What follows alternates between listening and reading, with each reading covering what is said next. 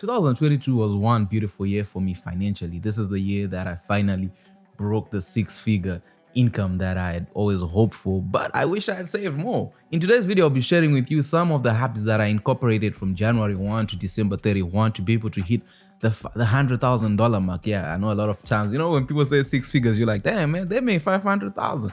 I just made it to 100 and I felt super good. So number one is close the learning gap.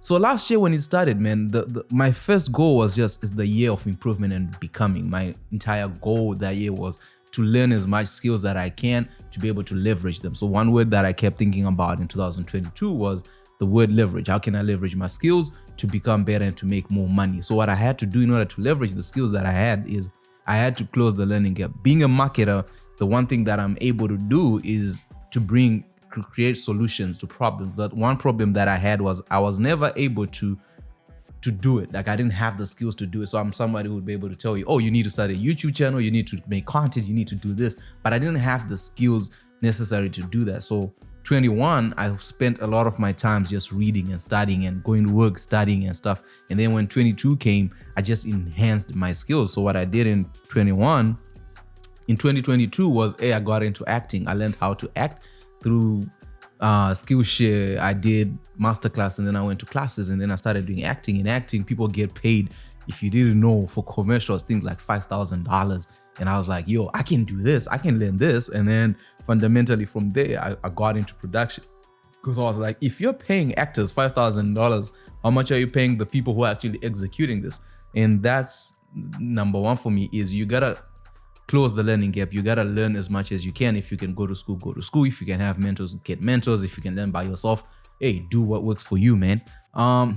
Number two was questioning the answers. So fundamentally for me, the main thing that I do is I question answers. I question what people tell me is possible and not possible. A lot of times when you're like, guys, I want to make money, I want to move in this way, how do I do it? The answer that you tend to get is negative. You barely get anyone who's like, yo, go for it, But the thing is, even for yourself, the quest when you're trying to take risk is going to be saying to yourself, I don't think this is wise, don't do it. And I had to learn to question the answers, to be like, why am I saying this to myself? Why am I saying it's not possible? Last year was the first time that I like to say I quit my job, but the thing that really happened is like our business that I was working for just went under. And in that time period, I had to ask myself the question, what should I do? Do I hope that this business resuscitates and we start making money? Do I go find another job? What do I do? And in those instances, people told me, fill out your resume and start sending out. I did that, and then I wasn't getting a job, and I started feeling as if I wasn't valuable as well.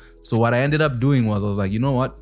I'm just gonna do what I have to do, man. I did Instacart, I did Uber Eats, and I did that in the first quarter of the year.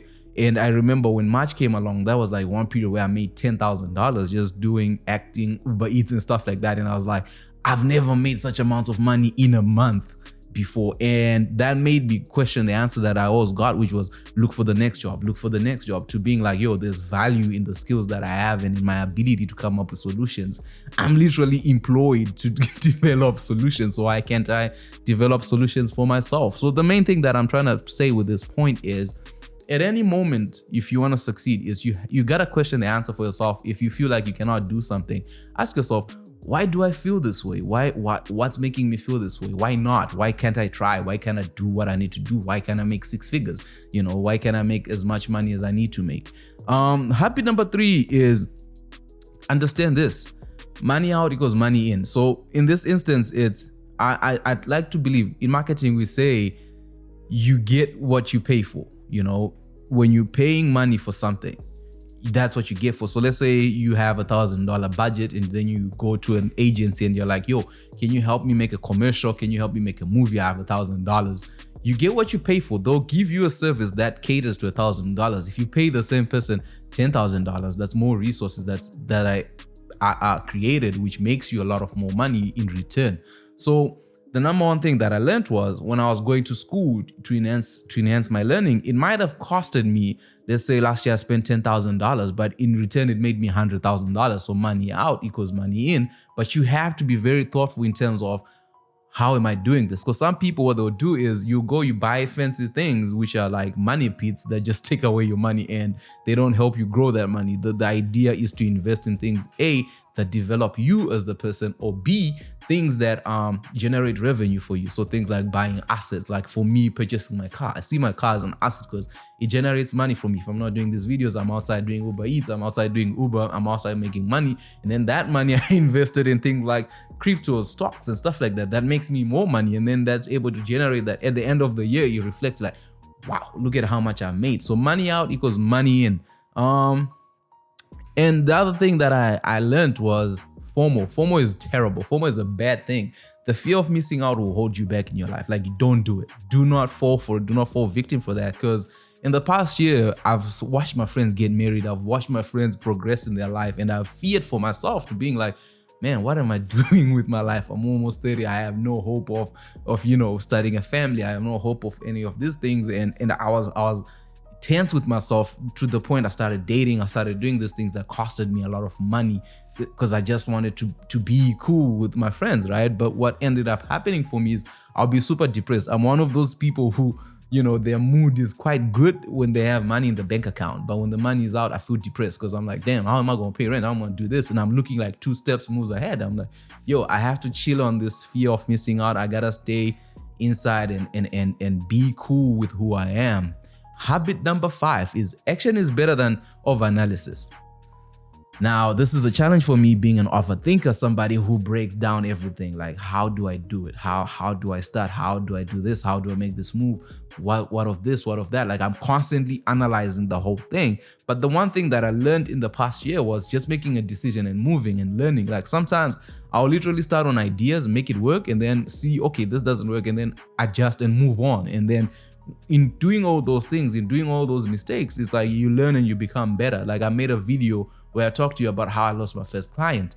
In that period, it didn't take 2 weeks to lose that first client, but to be able to move on, be like, okay, these are the lessons. That's just because the entire year I had been trying and failing. I knew that for me, this is the first time having a client. Somebody was actually paying me for a job. And for them to have even accepted this, that meant there's a certain level of value that I presented. And I learned a lot from that interaction. I learned how to talk to clients. I learned about my business processes. Now, there are many ways you can learn, which is through reading books, attending schools, and doing this. But what I think is when you act, you see how different things are. Like, you can write it on paper, you can do anything. I think one of my favorite quotes is from Mike Tyson, where he says, everybody has a plan until you get punched in the mouth. So you better start working, man. Let's get it. And then the 6th thing is the spotlight effect. So the spotlight effect is essentially, we'll have to go read this. There's something in psychology known as the spotlight effect. This is the phenomenon where people tend to overestimate how much others notice aspects of one's appearance or behavior. So the main thing with this one is, your quirks, the things that make you feel uncomfortable, but only you know those things. Nobody else knows them. So like what you're doing is you're essentially focusing on the wrong things. Like for me, I said, in the past year, I used to think people thought I was a fraud. Like I used to think people would be like, yo, this man doesn't know what he's doing. Because the thing is, I'll come up with these ideas and that then would be like, yo, I can come up with ideas for businesses, but I can't come up with ideas to solve my own life. How do I do this? And I finally learned that, yo, whatever my flaw is, the goal is to work on it and make it better, enhance the skills. I now shoot my own videos. I edit my own videos. I do a lot of things by myself. I've learned that skill, and combining that with my ability to speak and communicate and create ideas, I'm able to come up with solutions with stuff like that. So the main goal is you have to understand this. Whatever thing you think people are thinking about you, you're probably wrong. Only you know this. You're suffering from that spotlight effect and you got to move away from it.